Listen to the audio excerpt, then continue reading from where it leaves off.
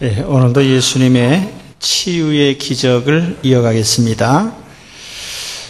말씀은 34절까지 참작을 해주시길 바랍니다. 본문 내용은 짤막합니다. 베드로의 장모의 열병을 고쳐주신 내용입니다.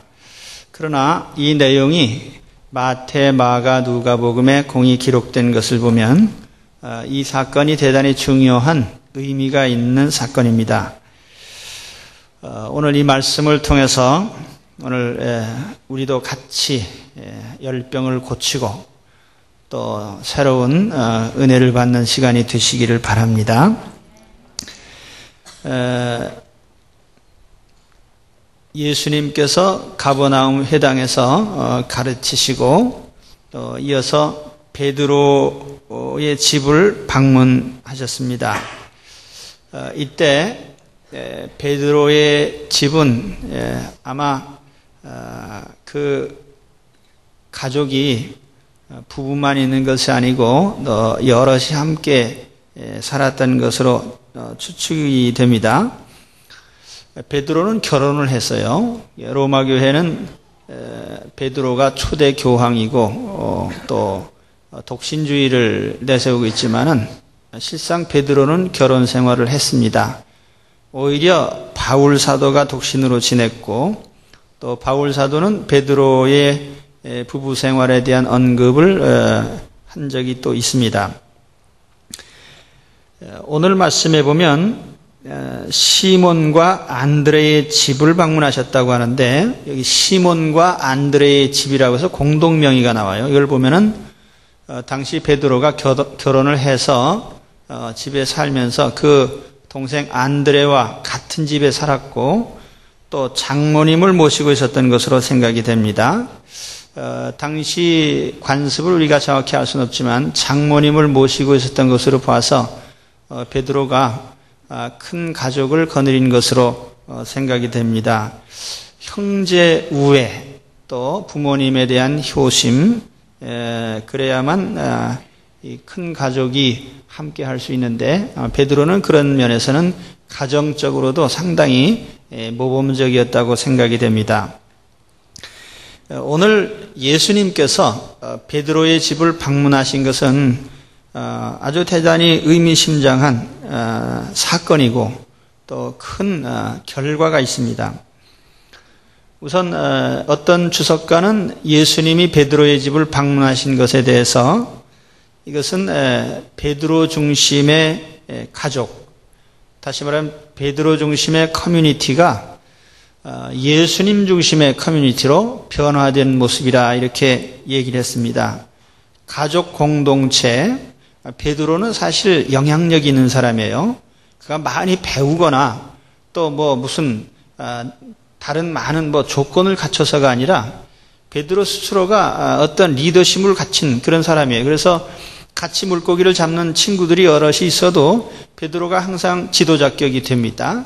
그래서 이 베드로의 집은 자연히 베드로나 안드레나 또 야고보나 요한이나 이 여러 사람들이 같이 모이는 하나의 작은 커뮤니티를 이루고 있었고 그 가운데 베드로는 지도자적인 이런 격이 있었습니다. 그런데 이제 베드로가 지도하는 커뮤니티가 아니라 이제 예수님을 중심으로 한 새로운 공동체로 이제 가정이 거듭나고 있어요. 오늘 여러분 무엇보다 중요한 것은 예수님께서 우리 가정에 오셔서 예수님이 우리 가족 공동체의 중심이 되시는 그런 가정들이 되시기를 바랍니다.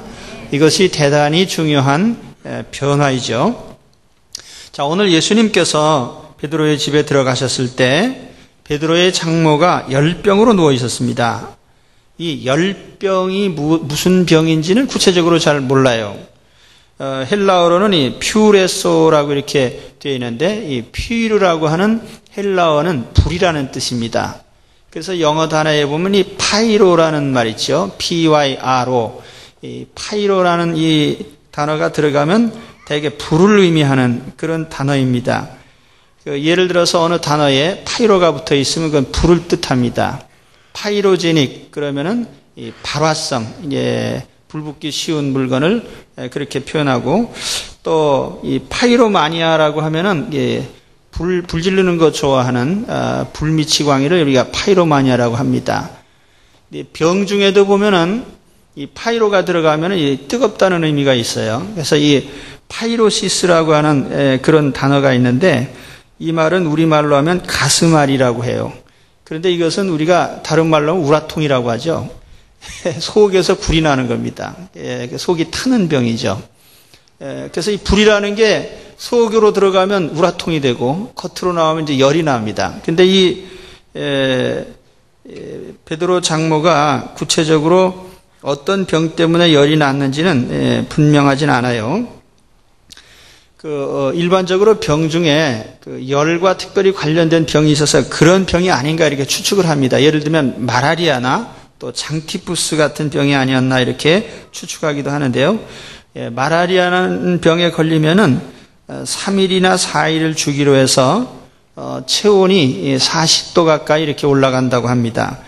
또 이 장티푸스 같은 병도 우리가 보기 싫은 사람 욕할 때 연병할 놈이라고 하는데, 그 연병 아무나 하면 안 됩니다. 이게 이 장티푸스에 걸리면은 한 4주 동안 체온이 한 40도를 오르내리면서 심하면은 이 장출혈이 나서 생명을 잃게 됩니다. 만일 베드로 장모가 이런 종류의 병에 걸렸다면은 아주 대단히 심각한 것이고 또 위독한 상태였을 것으로 추측을 할 수가 있습니다. 당시에는 요즘 우리가 사용하는 어떤 특효약이 없었기 때문에 이런 병이 다 죽음으로 이어질 수 있는 것입니다.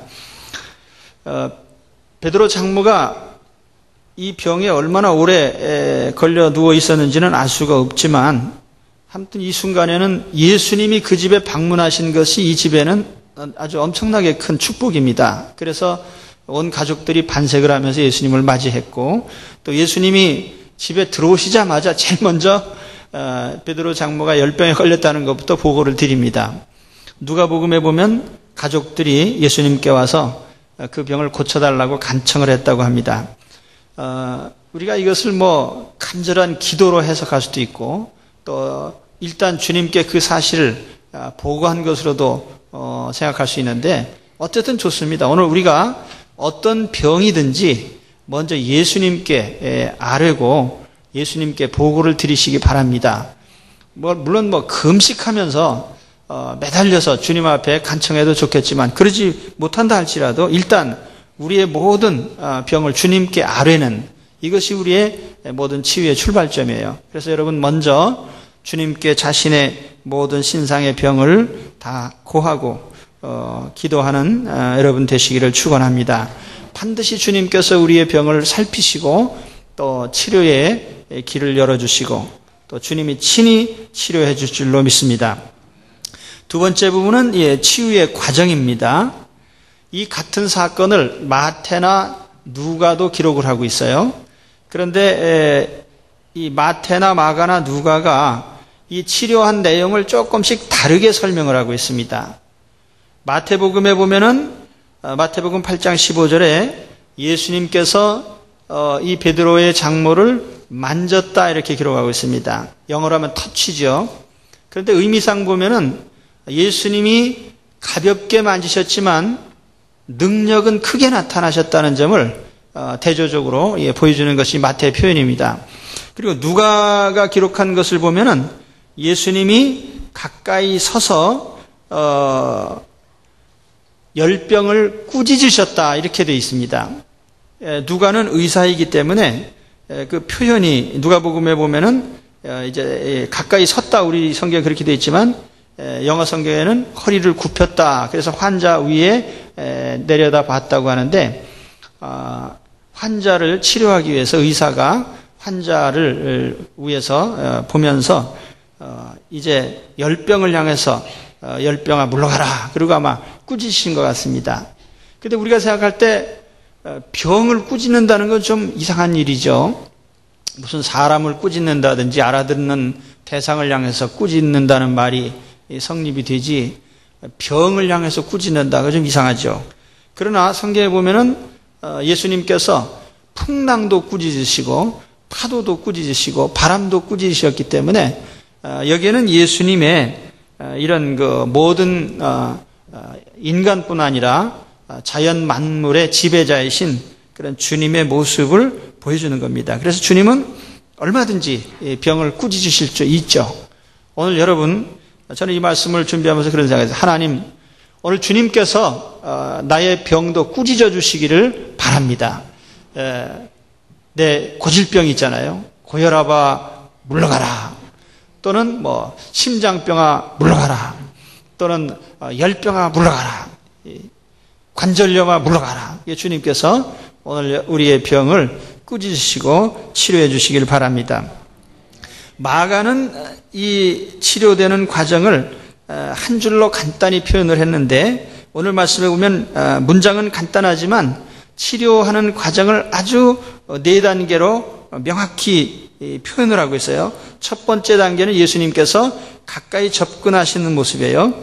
이 프로스 엘돈, 영어로 하면 이 어프로칭이라는 말을 썼습니다. 예수님이 환자에게 접근하시고 두 번째 단계는 손을 잡는 장면입니다. 이 손을 잡는 그것이 세 번째 단계는 일으키시는 에게이로라고 하는 일어나라는 일으키시라는 그런 말씀이고요. 그 다음에 네 번째 단계는 열이 떠나갔다.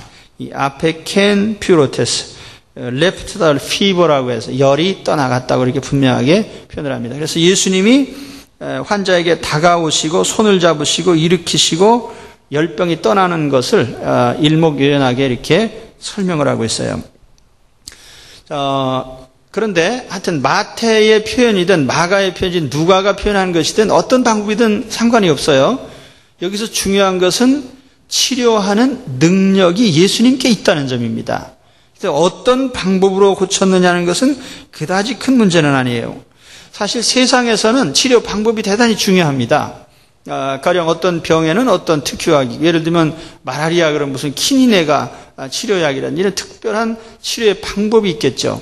그렇지만 예수님에게는 그런 데 구애받지 않습니다. 어떤 때 보면 예수님이 뭐 흙을 바르기도 하시고 요즘 말로 하면 어떤 약을 사용하신 거죠. 또 어떤 때는 그냥 만져주시고 어떤 때는 만지지도 않고 말씀만으로 고치시고 또 백부장의 하인 같은 경우에는 가까이 가지도 않았어요. 그냥 멀리 길을 가다가 그냥 말씀하셨는데 그대로 병이 고쳐진 경우도 있습니다.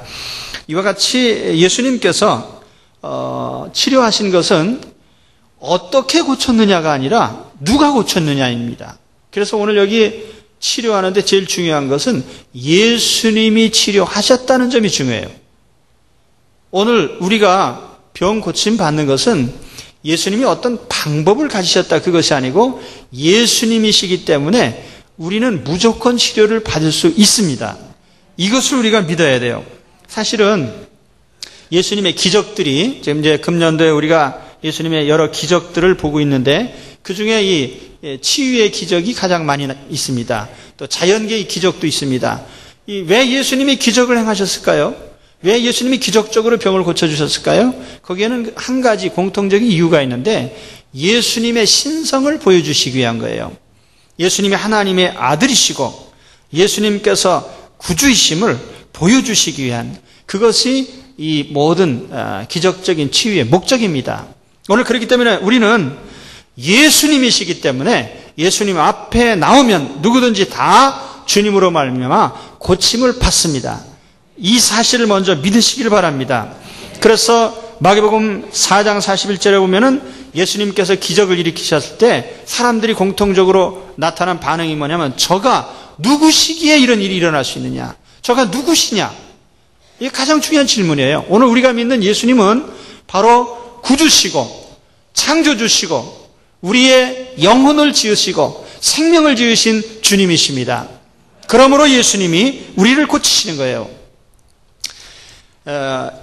인터넷에 보면은 기독교를 싫어하는 사람들이 뭐 기독교를 온갖 욕설을 해가면서 이제 기독교를 욕하는데 제가 그걸 매주 봅니다. 내가 이 사람들을 어떻게 해야 될까? 처음에는 저도 화가 나가지고 소새끼 말새끼하고 쓸까 하다가 또 그럴 수는 없고, 사이버상에서 안 본다고 욕할 수는 없잖아요. 그래서 제가 그걸 보면서 이 사람들의 심보가 뭔가, 이제 그걸 이제 유심히 관심을 가지고 있는데, 이제 어떤 글에 보니까 이렇게 얘기를 했어요. 기독교 싫어하는 사람이, 왜 기독교인들은, 거기 이제 한 가지입니다. 왜 믿는 티를 내냐 이거예요. 가만히 자기만 믿으면 되는데, 왜 나타내냐 이거지요. 그러니까 또 한 가지는, 나는 예수를 훌륭한 성자라고 믿는다. 그러나 예수님을 신성을 가진 하나님의 아들 이런 소리는 좀 안 했으면 좋겠다. 그러니까 공자님이나 맹자님이나 이런 분들처럼 그저 훌륭한 분으로 이렇게 예수님을 그렇게 알고 교훈을 받으면 좋지. 왜 하필이면 예수님께 내 인생을 맡기라고 하고 예수님을 믿으라고 하고 그러냐 이거예요. 그게 싫다는 겁니다. 그런데 사실 제가 그걸 보면서 이것이 바로 핵심적인 것이구나. 그렇죠? 여러분, 악한 마귀가 제일 싫어하는 게 뭐죠? 마귀도 예수님을 알아요. 알지만 믿지는 않죠. 오늘 여러분, 우리가 예수님을 아는 것은 큰 의미가 없어요. 예수님이 성자인 거 그거 알아서 뭐합니까? 중요한 것은 내 인생을 주님께 맡기고 주님이 바로 신성을 지니신 하나님이심을 믿는 데서부터 우리의 구원이 이루어지고 우리의 생명이 구원되는 것입니다. 여러분, 그렇기 때문에 바로 이것이 핵심적인 것을 아셔야 돼요. 우리가 교회를 10년 다녀도요, 예수님이 구주이시고 그 사실을 내가 믿고 주님께 내 인생을 맡기는 것이 우리의 믿음이죠. 아는 것이 믿음은 아닙니다. 그래서 바로 이런 거예요.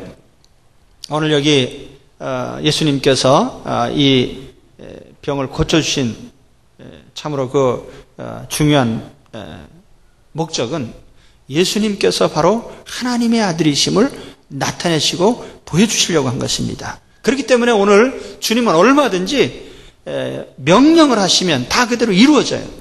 그래서 성경에 보면은 예수님께서 사람에게도 명령하시고 귀신에게도 명령하시고 병을 향해도 명령하시고 바람을 향해도 명령하시고, 그래서 주님의 명령으로 모든 것이 다 그대로 순종이 되어집니다. 오늘 주님의 이름으로 주님께서 우리의 모든 병을 깨끗하게 명령하시고 치료해 주시기를 축원합니다. 이 사실을 굳게 믿으시기를 바랍니다. 얼마든지 주님은 주님의 말씀으로 우리를 치료하십니다. 그리고 세 번째 부분은 이제 치유의 결과입니다.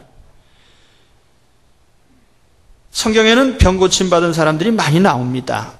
그런데 이 베드로의 장모의 경우와 같이 이렇게 분명하게 병 고침 받은 후에 어떤 행동으로 나타나는 경우가 드문데, 오늘 말씀에 바로 그런 사례가 나오죠.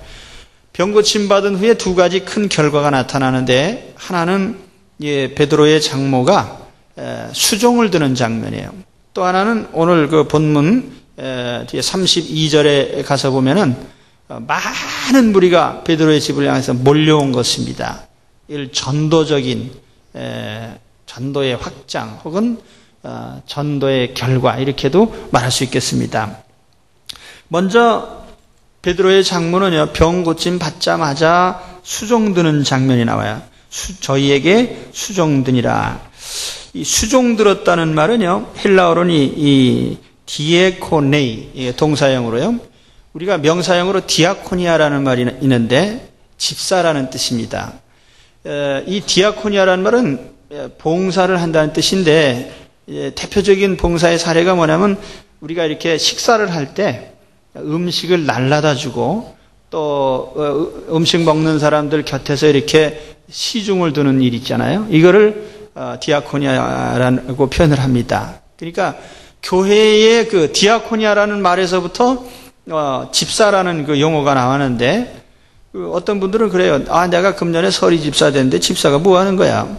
집사는 집을 사는 게 집사가 아니고 교회에서 봉사하는 게 집사입니다. 그러니까 집사라는 말을 모르시면 식탁에서 시중 드는 사람, 그렇게 생각하시면 돼요. 그래서 교회에서 이 직분이라는 것은 봉사의 직분이에요. 마찬가지로 여기 베드로의 장모가 병에서 고침받자마자 시중 드는 일을 시작을 했습니다. 아마 당시 예수님도 오셨고 또 여기 아들들도 있고 또 자부도 있고 야고보 요한도 있고 많은 손님들이 왔으니까 아마 이제 식사 준비가 필요했겠죠. 많은 손님들이 있고 그러니까 그 일을 즉시 시작한 것으로 봅니다. 어떻게 보면은 예수님 제 병을 고쳐주셔서 감사합니다 이런 인사라도 있을 텐데 여기는 한마디 그런 표현이 없어요. 그냥 즉시 가가지고 일을 시작하는 그런 모습인데 이게 또 마가의 특징이기도 하지만은 아무튼 이게 뭡니까? 우리가 병 고침 받은 목적, 다른 말로 하면은 건강의 목적이라고 생각하면 됩니다. 자, 우리가 병에서 노임 받았다는 것은 건강을 의미하는데, 자, 건강의 이유가 무엇입니까? 건강은 단순히 우리가 얻은 행운이 아니에요. 이유 없이 어떤 사람 건강하고 어떤 사람 병들고 그게 아닙니다. 건강이라는 것 자체는 하나님의 선물이에요. 그래서 건강하다면 당연히 우리는 다른 사람들을 위해서 시중 들고 봉사하는 일을 해야 됩니다. 좀처럼 아멘을 안 하시는데 여러분 시중 드는 분들이 되시기 바랍니다. 건강하다면 시중 드는 일을 해야 돼요. 그게 건강의 목적이에요. 건강할 때 우리가 봉사 열심히 해야 돼요. 제가 20대 초반에 중병이 든 적이 있는데 전 대학 다니면서 그런 생각을 했어요. 내가 왜 건강한지 이런 거는 생각도 안 하고 그냥 어떻게 하면 인생을 즐길 수 있을까? 어떻게 하면 돈을 많이 벌 수 있을까? 혼자 나 잘 먹고 잘 사는 생각만 실컷 하고요. 그리고 물론 마음으로는 늘 내가 그렇게 생각을 하죠. 나는 대한민국의 멋진 시민이다. 나는 대한민국의 미래적인 역군이다. 그런 생각을 혼자 하는 거예요. 그런데 그건 어디까지나 미래형이죠. 현재는 아니라는 것입니다. 대부분의 사람들이 그런 식으로 살아가요. 그렇죠? 우리가 다 마음에서는 그렇죠. 남을 도와야지, 사회사업을 해야지. 언제 합니까? 다 그러면서 사는데 현재는 아니고 전부 미래형일 뿐이에요. 그러니까 여러분도 다 그럴 겁니다. 봉사 안 하겠다는 사람은 없어요. 다 하겠다고 그러지. 그런데 지금은 안 된다 이거. 지금은 왜 안 됩니까? 건강하니까. 그러면 언제 봉사를 해요? 비리비리하고 병들 때. 제가 그렇게 깨달았다고요. 제가 이제 병들어서 저 산속에 보따리 싸가지고 올라가 기도원에 가서 기도를 하고 있으니까 그때 무슨 생각이 드냐면 하나님 내 생명을 살려주시면 이제 내가 다른 사람을 위해서 내가 하는 그런 직업을 선택하겠습니다. 그래서 목사가 된 거예요. 사실은 저는 이제 그렇지 않다면은 무슨 혼자 돈 벌어서 집 한 채 사가지고 웰빙하면서 살지는 또 모르죠. 그렇지만 내 인생을 다른 사람을 위해서 쓰겠다는 생각은 건강할 땐 해본 적이 없어요. 병들고 다 죽게 되니까 그 생각을 하는 거예요. 우리 똑같이 다 그렇습니다. 우리도 건강할 때 난 건강하니까 남을 위해서 내 몸을 써야지 그렇게 안 해요. 다 한 번씩 경험하시라고 하면 안 되겠죠. 왜냐하면 다 병들어야 되니까. 건강할 때 우리가 남을 위해서 건강을 쓰시기를 바랍니다. 그게 하나님이 건강을 주신 목적이에요. 오늘 내가 왜 건강할까? 남을 위해서 봉사라는 뜻이구나. 이 베드로의 장모가 이렇게 즉시 자기 일자리로 찾아갔어요. 아마 그 가정적인 일이겠죠. 가정주부니까. 오늘 우리도 그렇습니다. 가정주부라면 가정에서 맡은 일, 또는 우리가 직장에 어떤 직책을 맡았다면 내가 직장에서 맡은 일, 사회적인 나의 직임, 건강할 때 나의 주어진 직임의 자리로 항상 돌아가세요. 그 자리를 충실하게 잘 지키는 것이 하나님의 뜻입니다. 그 다음에 치유의 두 번째 결과는요, 이 사건 때문에 예수님이 폭발적으로 사방에 알려지게 됐어요. 오늘 32절 33절에 보면은 점으로 해질 때 모든 병자와 귀신 들린 자를 예수께 데려오니 온 동네가 문 앞에 모였더라, 이렇게 되어 있습니다. 자, 이 베드로 장모를 고친 사건 하나로 온 동네가 다 이제. 근데 점으로 해질 때라고 했습니다. 바로 그 베드로가 이렇게 고친 그 날이 안식일이었던 것 같아요.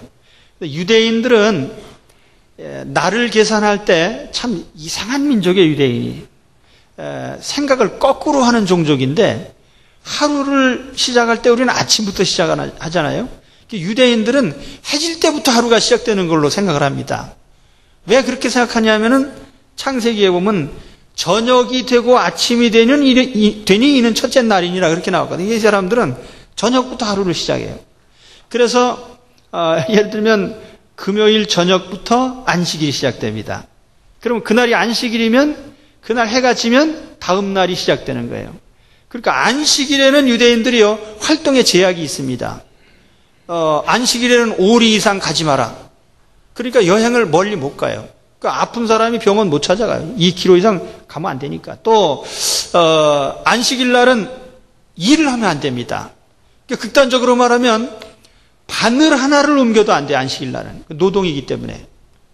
그러면 식사 준비하는 건 어떻게 합니까? 그 밥을 요리해서 먹어야 되는데 그래서 딱 한 가지 요리하는 것만 제외하고요. 요리하는 건 그건 안식일 노동이 아닌 걸로 간주합니다. 그러니까 여러분 주일날 식사 준비하실 땐 마음껏 하시고요. 다른 일은 하지 마십시오. 그냥 구약적으로 와서 그렇다는 얘기예요. 구약적으로. 그러니까 유대인들이 예수님이 중풍병자를 향해서 침상을 들고 걸어가라 그러니까 예수님을 비난했잖아요. 그 이유가 있습니다. 그냥 병을 고치지 왜 물건을 들고 가라고 하느냐 이거예요. 이거 물건 들고 가면은 물건 운반죄입니다. 그거는 노동죄에 해당하는 거예요. 그러니까 안식일을 범하는 것이 되는 것이죠. 그런데 이제 해가 지니까 이런 저런 구애를 받지 않고 자유롭게 많은 사람들이 몰려온 겁니다. 이제 환자들이 예수님 계시다 하는 소리를 듣고 베드로 집 앞에 이제 온 동네가 다 몰려왔어요.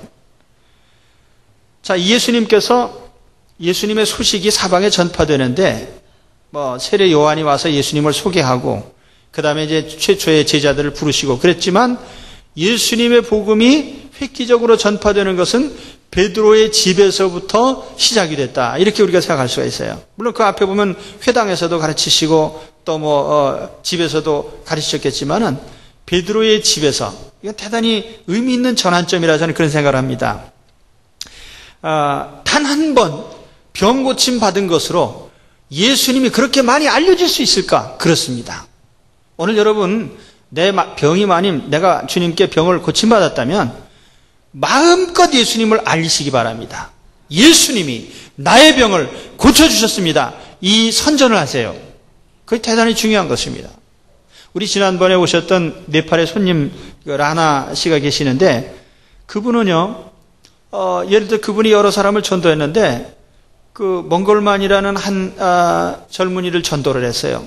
근데 이 사람이 나중에 목사가 됐습니다. 그리고 1000명 교회를 목회하는 목사가 됐고 그분이 33개의 교회를 개척을 하셨습니다. 그러니까 한 사람 나는 전도했는데 예수님이 얼마나 많은 사람들에게 알려지게 됐냐 이거예요. 오늘 여러분 나 한 사람이 하나님 예수님을 만나고 체험하는 것이 많은 사람이 예수님을 알게 되는 계기가 되어야 돼요. 오늘 여러분 우리 가정이 오늘 베드로의 가정과 같이 예수님을 사방에 전파하는 그런 출발점이 되시길 바랍니다. 그래서 저를 전도하신 권사님이 계신데 그분이 항상 자랑스럽게 생각하시는 게 뭐냐면은 내가 전도해 놓은 사람이 목사가 돼가지고 많은 사람을 전도하고 말씀을 전하고 양육하고 있으니까 이게 얼마나 귀한 일입니까? 자, 보시면 마가복음에 처음에 예수님이 회당에서 시작하셨어요. 그러다가 베드로의 집에서 이 베드로 장모를 고친 사건이 일어나고요. 그걸 계기로 온 동네 사람이 모여드는데 온 동네라는 것은 가버나움이라고 하는 도시가 이제 예수님 소식으로 알려지게 됐죠. 28절에 가서 보면은 온 갈릴리라는 말이 나옵니다. 갈릴리 전체에 소문이 퍼진 거예요. 그러니까 이게 얼마나 획기적으로 예수님이 알려지게 됐냐 그 말이죠. 사람들이 예수님의 소문을 듣고 빈 들에도 쫓아오고 새벽에도 쫓아오고 쉴 틈도 없이 쫓아다녔는데 그 이유가 뭡니까? 예수님이 사방에 알려지게 되기 때문에 그 알려지는 역할을 오늘 베드로 사도를 통해서 그 집에서 치유하신 이 사건을 통해서 예수님이 이루신 겁니다. 이게 하나님 목적이에요. 오늘 여러분 왜 예수님이 나를 구원해 주셨을까요? 왜 나를 하나님 자녀로 삼으셨을까요? 왜 예수님이 내 병을 고쳐주셨을까요? 나를 통해서 예수님을 산지사방에 알리시기 위한 것입니다. 예수님 소문을 좀 내시기 바랍니다. 이 사람들 소문 내는 거 좋아하잖아요. 그런데 소문 그러면 대개는 안 좋은 소문을 많이 내요. 좋은 소문은 잘 안 내고요. 여러분 좋은 소문 좀 많이 내시기 바랍니다. 예수님 소문 내시고 성덕중앙교회는 엄청 좋은 교회다 이런 소문도 내시고 거기 갔더니 목사님이 한 분 계시는데 사람은 변변찮은 것 같은데 그래도 괜찮더라 뭐 이렇게 소문을 내는 것이 중요합니다. 이 소문. 저희 장모님께서 관절이 좋지 않으셔가지고 한 번은 모시고 저 동대문 어디 주사 맞는 병원이 있다고 그래서 갔어요. 근데 나는 병원에 그렇게 사람이 몇 해진데 처음 봤어요. 하여튼 그 집에 갔더니 어떤 사람은 아침 9시에 와가지고 오후 3시가 됐는데도 차례가 안 와가지고 밖에서 길에서 서 기다리고 있더라고요. 야, 어떻게 이게. 그래서 대부분 또 연세 드신 분들인데 어떻게 아셨습니까? 소문으로 알았다는 거예요, 소문으로. 그래서 우리 연세 드신 분들은 소문을 잘 들으시고 또 소문을 잘 알리십니다. 그런데 예수님 소문 좀 내시기 바랍니다. 또, 제가 관절 수술을 하느라고 인터넷을 뒤져가지고, 어디 병원을 찾았어요. 그래가지고 가서 수술을 하려 그 병원으로 갔더니, 또 여기 제주도에서도 오시고, 목포에서도 오시고, 사방에서 오셨어요. 어떻게 아셨습니까? 그랬더니 소문 듣고 왔대요. 그래서 제가 생각을 했습니다. 야, 소문 끔찍하게 무섭네. 어떻게 바다 끝에서도 우리가 그렇게 소문 내기를 좋아하잖아요. 그런데 왜 예수님 소문을 안 내냐 얘기예요. 오늘 여러분 만나는 사람마다 예수님 소문을 좀 내시기 바랍니다. 우리 연세 드신 분들이 자식들 시집장가 보내면은 가장 감격적일 때가 언제냐 그러면 첫 손자를 봤을 때라고 합니다. 첫 손자를 봐야 되는데 아무튼 첫 손자를 보고 나면은 자랑을 하고 싶은데 이게 또 자랑하면 또 이제 자랑하는 것 같고 그래도 서로 자랑을 해야 되니까 이제 자랑하면 벌금 10,000원. 근데 어떤 분은요 선금 10만 원 내고 그냥 실컷 자랑하는 거예요. 그 뭡니까? 우리가 참 이런 좋은 일, 또 우리가 받은 기쁜 일이 있으면 이거 누구에겐가 얘기하지 않으면 안 되는 것이 우리 인간의 심정인데 왜 다른 건 다 그러면서 예수님 소문은 안 내고 예수님 자랑을 안 하는지 10만 원 선금 내고 예수님 자랑을 좀 하시기 바랍니다. 자, 예수님이 뭐라고 하셨냐면은 누구든지 나와 내 말을 부끄러워하면 인자 예수님입니다. 예수님도 자기와 아버지와 거룩한 천사들의 영광으로 올 때에 그 사람을 부끄러워하리라. 누구든지 사람 앞에서 나를 시인하면 나도 하늘에 계신 내 아버지 앞에서 저를 시인할 것이요. 누구든지 예수를 하나님의 아들이라 시인하면 하나님이 저 안에 거하시고 저도 하나님 안에 거하시느니라. 오늘 여러분 예수님을 입을 열어서 시인하시고 또 자랑하시고 알리시는 그런 분들이 되시기를 축원합니다. 더구나 내가 특별히 예수님으로 말미암아 받은 축복이 있다면 또 병을 고쳤다면 그 얼마나 널리 알려야 될 내용입니까? 그래서 오늘 예수님께서 이 장면을 통해서 바로 그런 목적을 우리에게 알려주십니다. 오늘 말씀 다시 한번 요약해드리면은 예수님께서 베드로의 집에 오셔서 베드로 장모의 열병을 고쳐주셨습니다. 다만 만지시고 그로 말미암아 온전하게 완치시켜 주셨어요. 오늘 주님께서 우리의 병을 그렇게 치료해 주시기를 바랍니다. 또 예수님께서 이 병을 고쳐주신 다음에 2가지 변화가 왔어요. 하나는 환자였던 사람이 벌떡 일어나서 다른 사람을 위해 수종드는 사람이 됐다는 거죠. 우리가 건강하다는 것은 다른 사람을 수종들라는 뜻입니다. 또 한 가지 우리가 주님의 이런 치유를 받음으로써 우리는 다른 사람들에게 주님을 알리는 그런 전파의 계기로 삼으라는 것입니다. 오늘 예수님을 사방에 알리시기를 바랍니다. 기도하겠습니다.